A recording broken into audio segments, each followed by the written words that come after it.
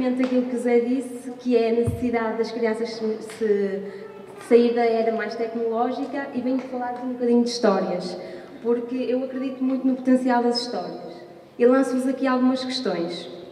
Vocês acham que as histórias têm que começar sempre da mesma forma? Não. Tem que terminar sempre da mesma forma? Não. Tem que ter aquele mesmo enredo, com as mesmas personagens? Não. Eu também acho. Acho que nós é que somos as personagens principais da nossa história, por isso somos nós que temos que definir aquilo que vai acontecer ao longo da nossa vida, porque a nossa história é a nossa vida.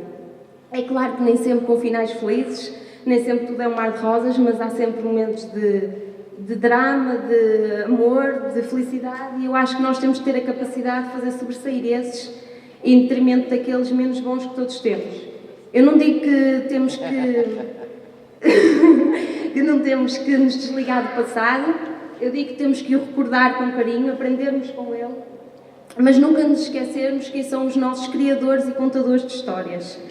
Há histórias de livros, da internet, de vida, umas que nos enchem de coração, outras não, mas nunca nos podemos esquecer quem foram os nossos contadores de histórias, o que é que nos transmitiram e qual é o papel deles na nossa vida.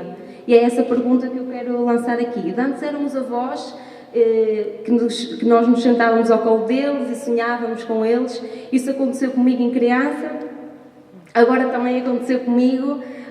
Lá na escola desenvolvi um projeto em que todas as semanas os famílias dos miúdos iam lá à escola contar uma história, e a primeira vez foi um pai que contou uma história com o auxílio do computador, e esta era a cara dos meninos a ver a história. Podem ver que não há qualquer emoção assim muito ligada à história.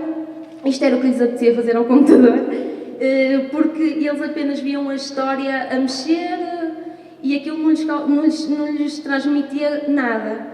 Passado 3 semanas foi uma avó que contou uma história, que disse que não precisava de história, não precisava de suportes nenhuns, e esta era a cara dos meninos a ouvir a história. Ela contou como fazia pão antigamente, como é que com a idade deles mexia na farinha e andava no burro, e eles estavam completamente boquiabertos e com os olhos a brilhar a ouvi-la. Eu confesso que no início fiquei um bocadinho reticente porque ela não tinha elementos visuais, mas a verdade é que eles passaram a manhã inteira a modelar farinha e a cantar e a fazer jogos, e isso transmitiu muito mais emoções do que as histórias com os computadores. Mas isso está-se a perder, eu acredito que isso está-se a perder, por isso eu acho que os contadores de histórias estão em vias de extinção, e acho que nós temos um papel fundamental neste sentido, no sentido da partilha e de tentar nunca terminar com as histórias.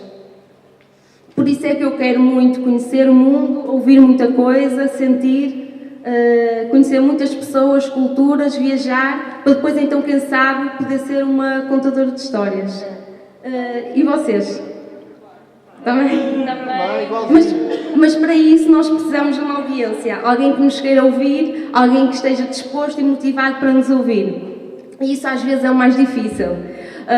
Por isso nós nunca podemos perder aquilo que temos sempre à nossa frente e nunca podemos nos esquecer disso, nem por um momento.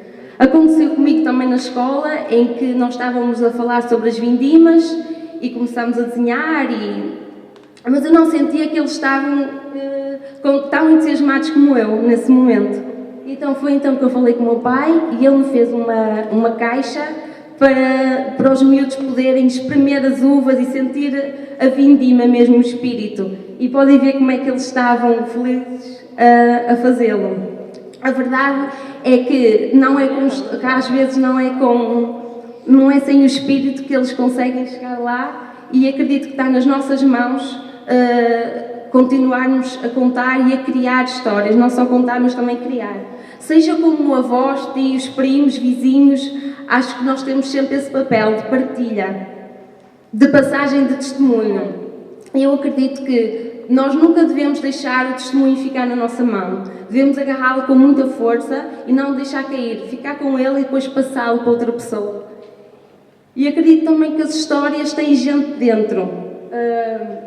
Não são estáticas, por isso mesmo nós temos sempre que ouvir as pessoas, senti-las, e o repto que eu vos lanço é que abram o vosso coração, se inspirem, criem histórias magníficas e depois pintem-nas com as cores mais bonitas que há no mundo.